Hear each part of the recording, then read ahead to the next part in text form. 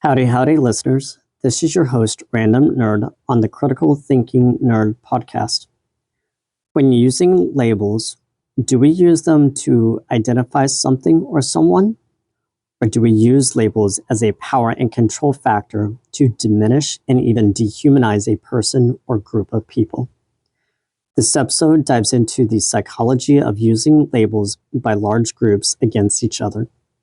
To put it bluntly, the white Southern Democrats of the plantation days and even post-U.S. Civil War have shown what using labels against Black slaves and eventual Black Americans does to them.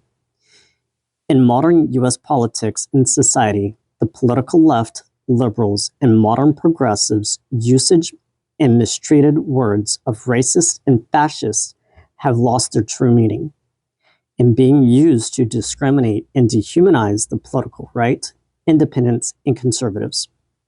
This is my observation across all platforms I use, and even personal conversations with individuals I interact with. This isn't propaganda or false information. These are facts.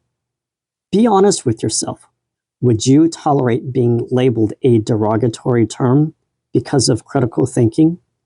This isn't about politics or society. It's about questioning the system. The famous quote of, "Vote blue no matter who," that's not critical thinking, that's indoctrination, cult-like. Now, before you say I'm biased, as I've shared before, I stand for we the people. I am critical of the entire US government and share my grievances quite vocally. But to label me as a racist or a fascist because I quote-unquote associate with certain values and question the system is completely disrespectful and extremely dehumanizing to me. A lot of this research I have done already over weeks and months. I'm simply sharing the information now as society continues to destroy itself and those with the pen keep the US divided. Power and control are built on fear. Once you put fear into animals or humans, you have power and control over them. I said I tried to integrate the racism series into the labels series. Question for my listeners. Have you researched the psychological history of the Democrat Party? Not the physical history that we all know, but their mental demand for control history. It's in the history books. But using critical thinking and connecting dots, you start to see a clearer picture of who the true villain really is. A scene in the movie Ants, two scenes actually, perfectly depicts what happens when a nation stands united against a corrupt government. That's good. Oh, a little lower. Yeah. Lower. Hey, Hop. Go away. That's fine. Then I won't tell you my idea. Good. Okay. I'll tell you anyway. You see, I've been thinking, which is something that I do, being vice president and all. And this is a thought, and it was mine. Why go back to Ant Island at all? I mean, you don't even like grain. What? You're right. I didn't think it was such a good idea myself. Actually, it wasn't even my idea. It was Axel and Locos. They talked fancy to me. I got confused.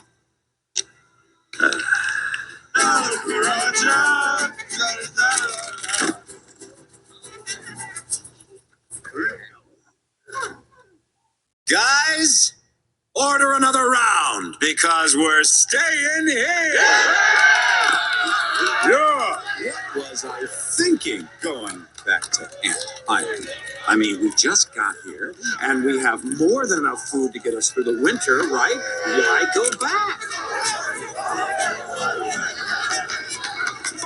But there was that ant that stood up to me. Yeah, but we can forget about him. Yeah, it was just one ant. One ant. Yeah, you're right. It's just one ant. Yeah, boss. They're puny. Puny? Say, let's pretend this grain is a puny little ant. Did that hurt? Nope. Well, how about this one? Are you kidding? How about this?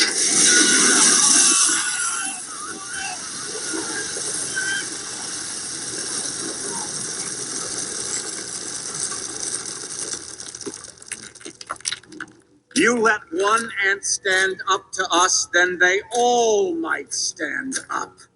Those puny little ants outnumber us 100 to 1.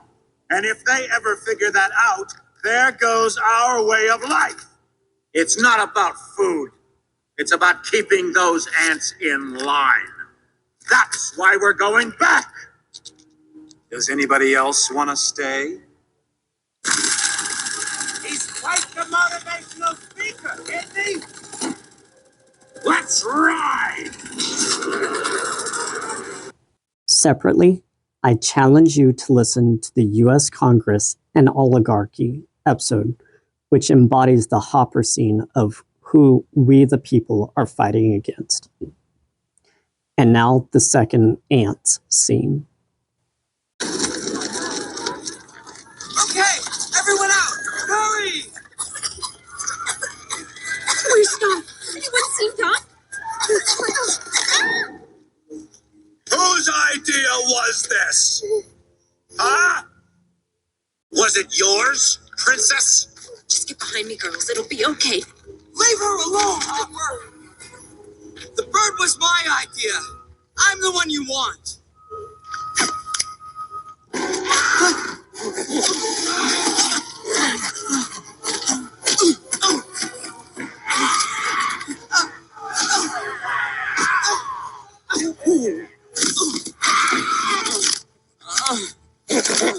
Where do you get the gall to do this to me?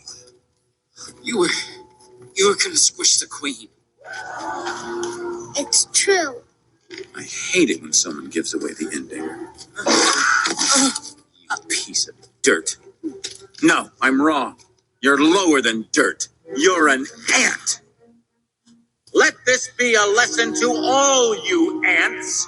Ideas are very dangerous things. You are mindless, soil-shoving losers. Put on this earth to serve us. You're wrong, Hopper.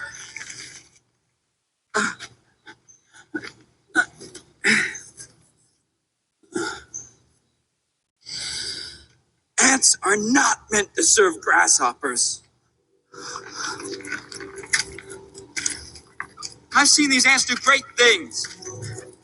And year after year, they somehow manage to pick food for themselves and you. So who is the weaker species? Ants don't serve grasshoppers. It's you who need us.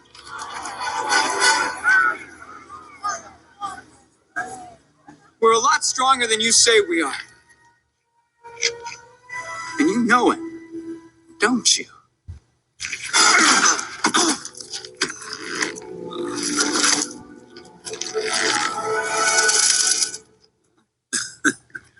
Well, princess. Hopper, I hate to interrupt, but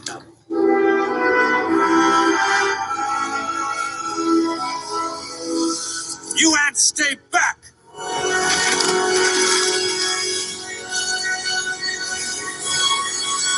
The ants are standing united. Such a bad idea. You see, Hopper, nature has a certain order. The ants pick the food, the ants keep the food, and the grasshoppers leave. I'm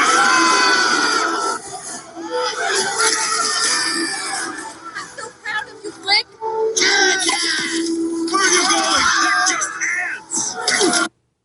Per the U.S. Constitution of the United States of America, the House of Representatives, and the U.S. Senate, these are elected positions that are elected to represent their constituents, representatives of the people. Yet they hold the greatest power over us. So again, why do you continue to use labels against each other?